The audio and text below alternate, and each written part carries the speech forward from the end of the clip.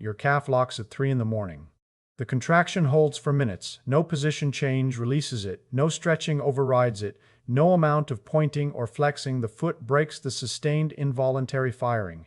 Minutes pass before the muscle finally lets go and leaves a soreness that lingers through the next day. And then hours later, weakness arrives on the stairs, the legs that held weight yesterday, requiring effort today, the step that should be automatic, demanding concentration and balance that was not needed a week ago.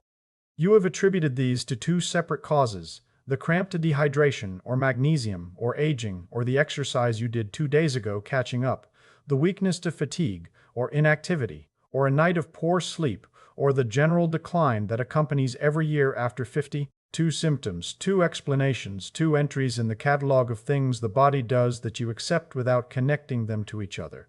Cramp and weakness are one ion at different stages of depletion. The muscles that cramp at mild potassium deficiency go silent at severe deficiency. The symptoms reverse halfway through the decline. Cramps first, weakness second, same ion, opposite failures, separated by a property of one channel that has 3 states, and the physics of how that channel moves through its states as potassium drops is what connects the cramp at 3 in the morning to the weakness on the stairs through one continuous voltage problem. Half the pump was described in the salt discussion. 3 sodium ions pushed out per cycle, the voltage created by the net export of positive charge, the action potential that rides on it, the gradient that costs 30% of resting energy to maintain.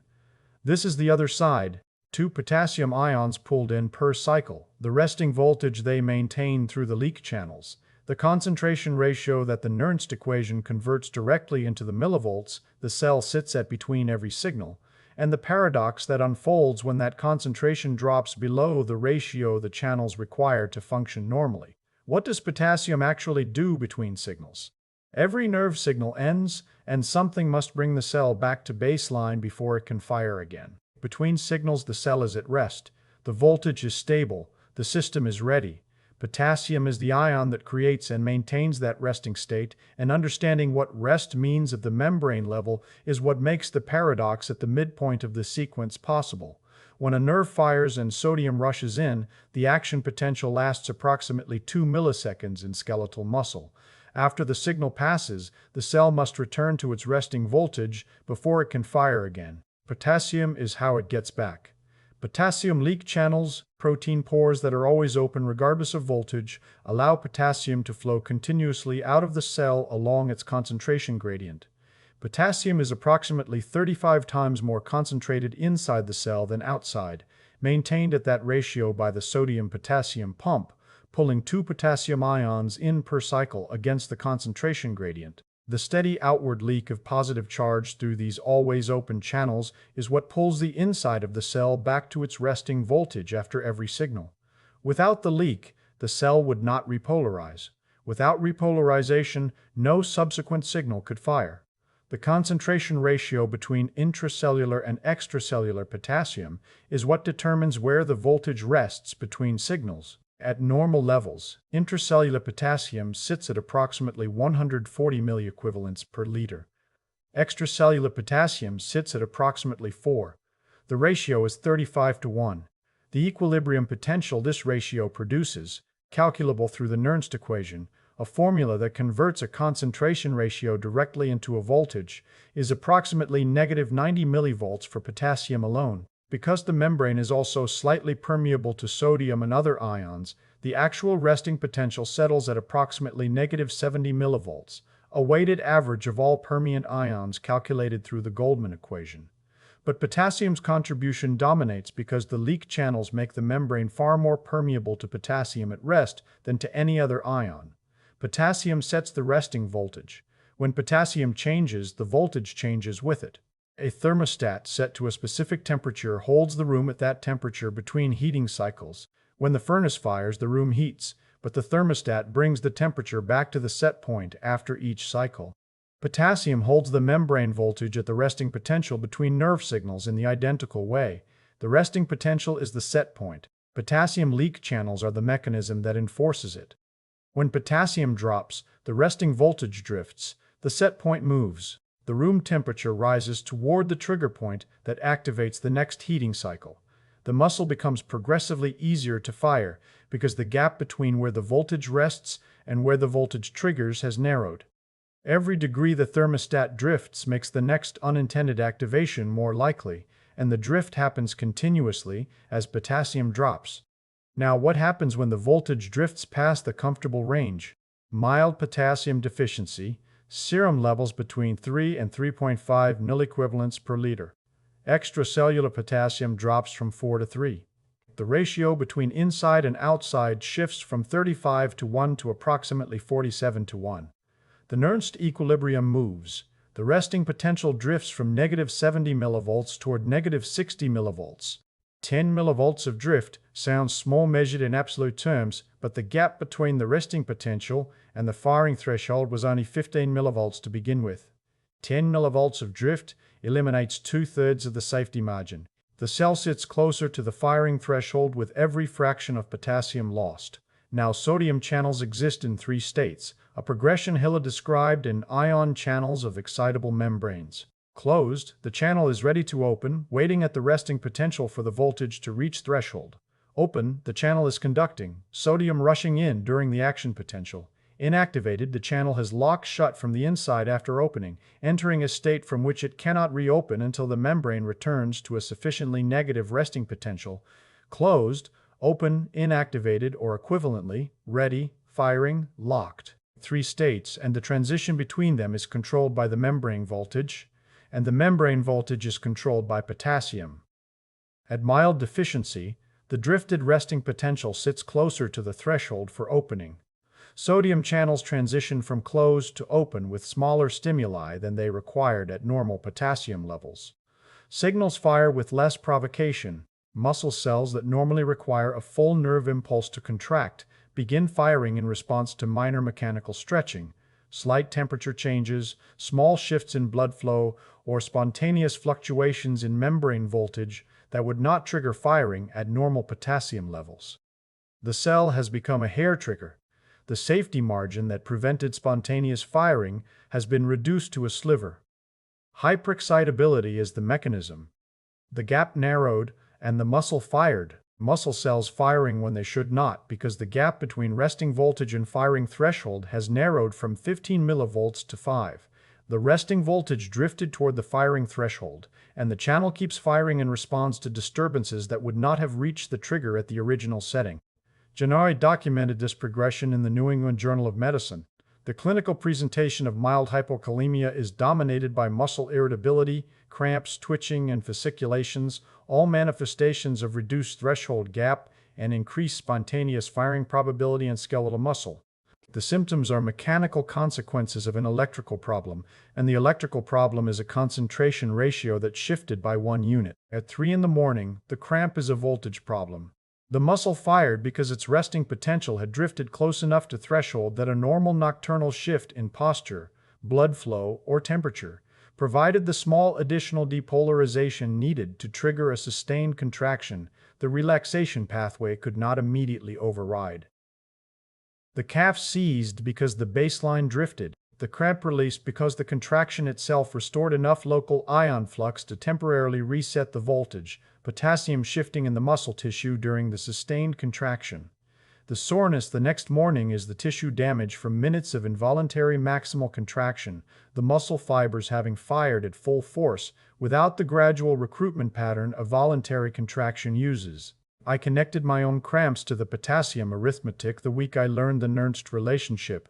The night cramp that arrived after a day of heavy sweating and inadequate potassium intake was the voltage drift made physical, 10 millivolts of resting potential shift, translating into a muscle that contracted without instruction and held the contraction until the local ion concentrations shifted enough to break the cycle. And then, here is where the physics reverses, and the reversal is the paradox you could not predict from anything the first half taught.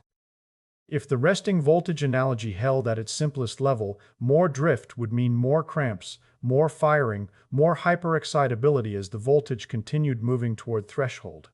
The physics of what actually happens at severe deficiency violates the expectation the mild deficiency built. Well, severe potassium deficiency, serum levels below 2.5 milliequivalents per liter, extracellular potassium has dropped further. The concentration ratio has shifted from 47:1 toward 56:1 or higher. The resting potential drifts past -60 millivolts toward -55 or -55 or -50. At this voltage, the cell is so close to threshold that sodium channels begin opening spontaneously, producing action potentials without any external stimulus. The muscle fires on its own. But the sustained partial depolarization does something the mild deficiency did not, and it is this step that produces the paradox. A sodium channel that opened at the drifted voltage fires and then attempts to inactivate normally. The inactivation gate, a molecular structure on the intracellular side of the channel, swings closed after each opening, locking the channel in the inactivated state. Normally, the channel recovers from inactivation when the membrane repolarizes fully back to the resting potential, the negative voltage resetting the inactivation gate and returning the channel to the closed, ready-to-fire state.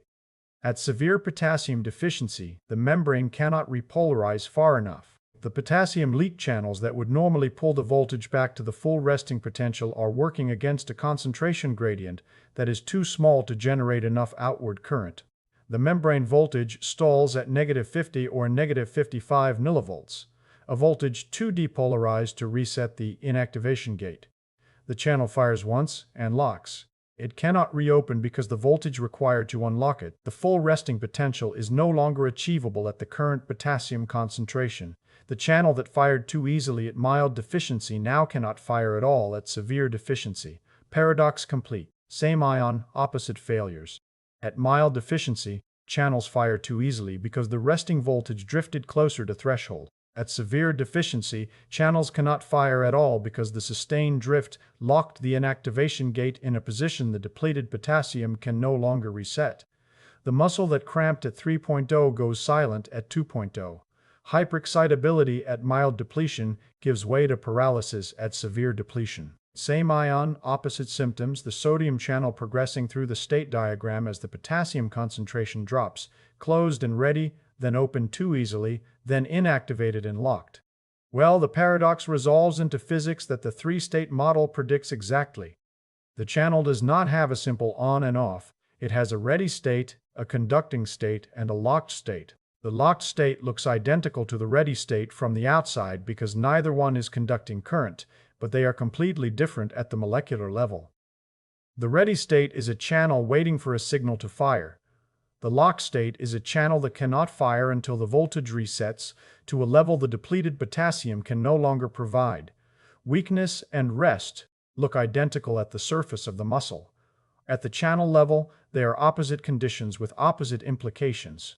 If you have experienced both the cramp and the weakness, if the calf that seized at 3 in the morning was followed by legs that felt heavy and unreliable 12 hours later, you may have been tracking one ion through 2 stages of the same depletion across one day. The cramp was the threshold gap narrowing at one concentration.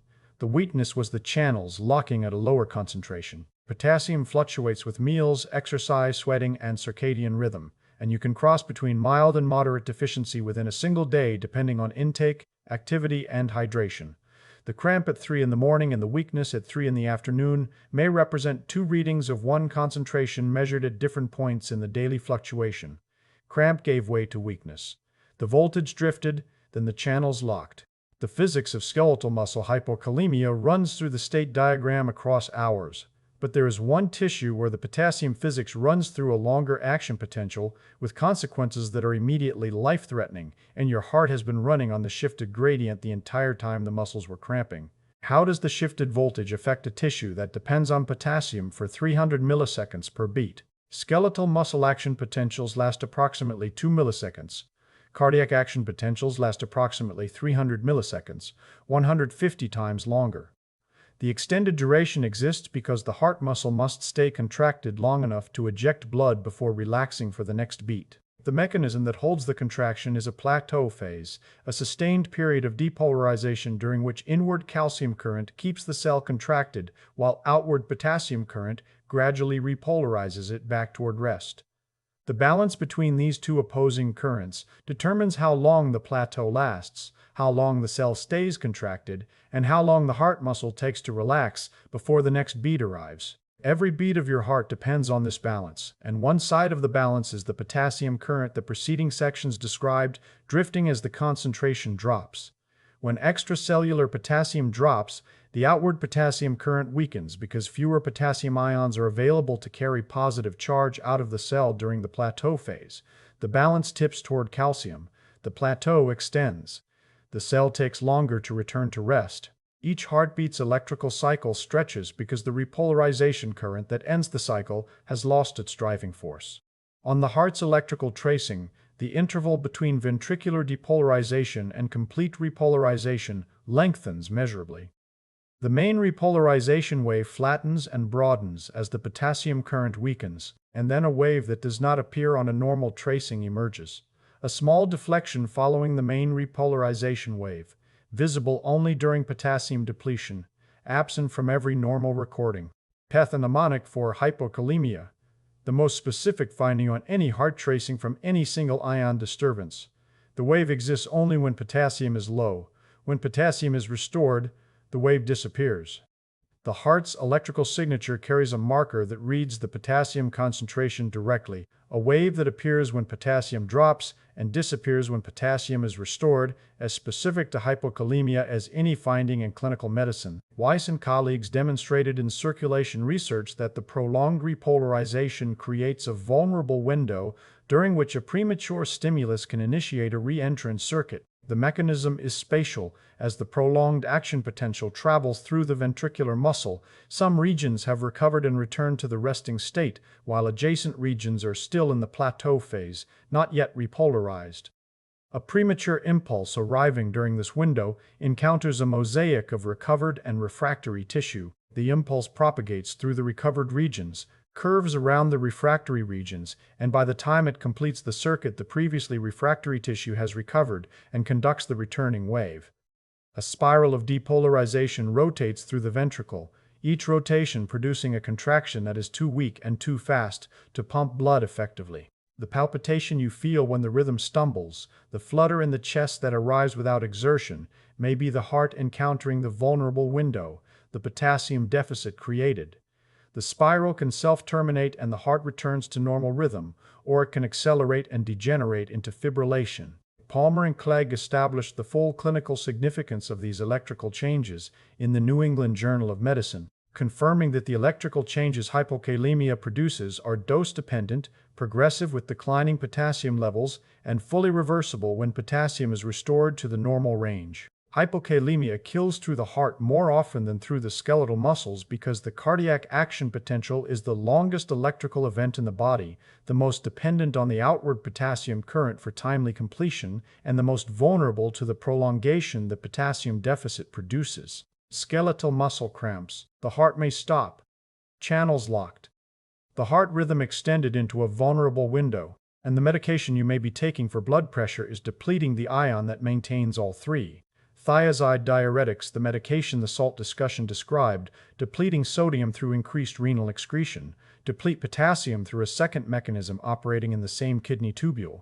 As the thiazide blocks sodium reabsorption in the early part of the distal nephron, more sodium arrives at the collecting duct downstream. Channels in the collecting duct lining absorb the excess sodium and the resulting electrical gradient.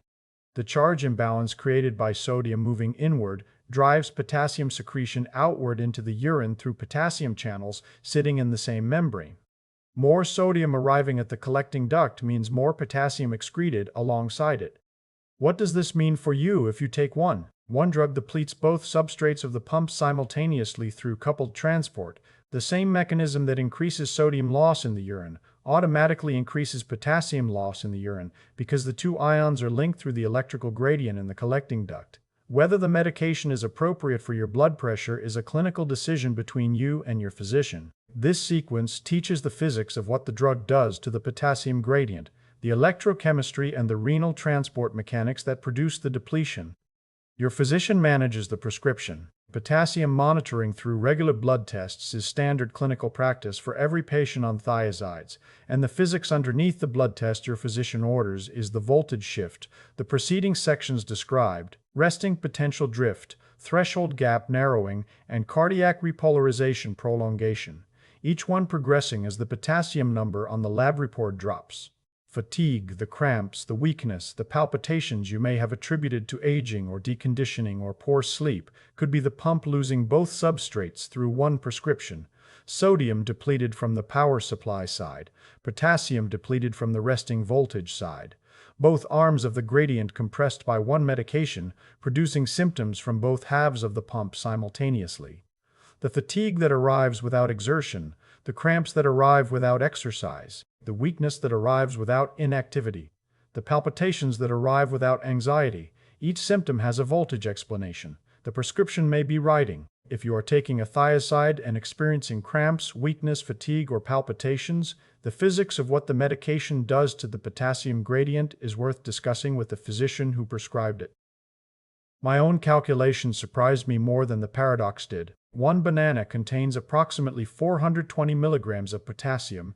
Daily adequate intake as established by dietary guidelines is 2,600 milligrams for women and 3,400 milligrams for men. One banana covers 12 to 16% of the daily target depending on sex. 7 to 8 bananas per day to meet the requirement through bananas alone. The food most associated with potassium, the food the advice always points to, the food you picture when you hear "eat more potassium," provides 1/8 of what the body requires. The arithmetic demolishes the assumption the moment you run it. Higher yield sources per 100 grams serving: white beans at approximately 560 milligrams, baked potato with skin at approximately 535 milligrams, cooked spinach at approximately 466 milligrams, sweet potato at approximately 475 milligrams, avocado at approximately 485 milligrams, salmon at approximately 490 milligrams. Each delivers comparable potassium per serving to a banana, but is consumed in quantities and combinations that contribute more meaningfully to the daily total. A baked potato with skin contains more potassium than a banana and is more likely to appear as a full serving in a meal. 98% of the body's potassium sits inside cells, maintained there by the pump running continuously in every cell. Whole foods with intact cellular structure deliver potassium inside the cellular package the gut evolved to absorb, the potassium arriving at the intestinal lining still packaged in the cells of the food. Processed foods with disrupted cellular structure, foods that have been ground, pressed, heated in water, or chemically treated, lose potassium into processing water before the food reaches you. The difference between a baked potato and a bag of potato crisps is partly a potassium story. The whole food delivers the ion inside intact cells. The processed versions surrendered it during manufacturing before it reached your plate. Why must potassium come from the diet every day? Kidney handles potassium with a narrower safety net than sodium, and the difference in safety net width has practical consequences for how quickly deficiency develops. Kidney reabsorbs nearly 100% of filtered sodium during deficiency, hoarding every ion through the aldosterone cascade, reducing urinary sodium to nearly zero when the body's sodium supply drops. The kidney fights for sodium with everything it has. Potassium conservation is less aggressive and less complete. Even during severe potassium deficiency, the kidney continues excreting approximately 10 to 15 milliequivalents of potassium per day through obligatory losses that the renal tubules cannot fully prevent. The distal nephron channels that secrete potassium into the urine continue operating at a baseline level regardless of the body's potassium status, because the electrical gradient that drives potassium secretion is partly maintained by sodium reabsorption, which the kidney will not reduce below the level needed to maintain blood volume. Daily potassium requirement must be met through dietary intake because the renal safety net leaks. If you stop eating potassium-rich foods, your serum potassium depletes within days to weeks because the kidney continues excreting even when intake drops to zero. If you stop eating sodium, depletion occurs more slowly because the kidney clamps renal excretion to near zero within hours of detecting the deficit. Sodium has a vault with a sealed door. Potassium has a net with holes that cannot close completely. The body fights harder for sodium. Potassium must be supplied from the outside every day because the inside cannot hold it indefinitely against the obligatory renal loss. This asymmetry means that dietary potassium intake matters more acutely than most people recognize. Missing sodium for a day carries minimal consequence because the kidney compensates almost completely. Missing potassium for several days carries measurable consequence because the kidney cannot compensate, the serum level drops, the resting potential drifts, and the threshold gap begins to narrow toward the cramp territory the first half of this sequence described. A week of low potassium eating combined with sweating from exercise or summer heat and a thiazide prescription pulling potassium through the kidney produces a triple drain that can move the serum concentration from the safe range into the symptomatic range faster than most people expect. The cramp that arrives at the end of that week carries the arithmetic of every day that preceded it. The pump has two substrates and the gradient has two architects. Sodium creates the power supply, the voltage that drives the action potential. Potassium creates the resting state, the voltage the cell returns to after every signal, the baseline from which the next signal must launch. Without sodium, the cell has no power. Without potassium, the cell has no rest. A cell with no resting state either fires when it should not or cannot fire when it must. The night cramp and the weakness on the stairs are one voltage problem at different concentrations of one ion. At mild deficiency, the resting potential drifted toward threshold and the channel fired without permission. At severe deficiency, the resting potential drifted past threshold and the channel locked without possibility of return. The set point drifted, the trigger activated, and then the thermostat drifted further and the system froze in a state that mimics rest from the outside but carries the opposite physics underneath. Both sides of the pump were always operating. The gradient was always two ions working in sustained concert. The cramp and the weakness were always one voltage, measured at different points on the same decline.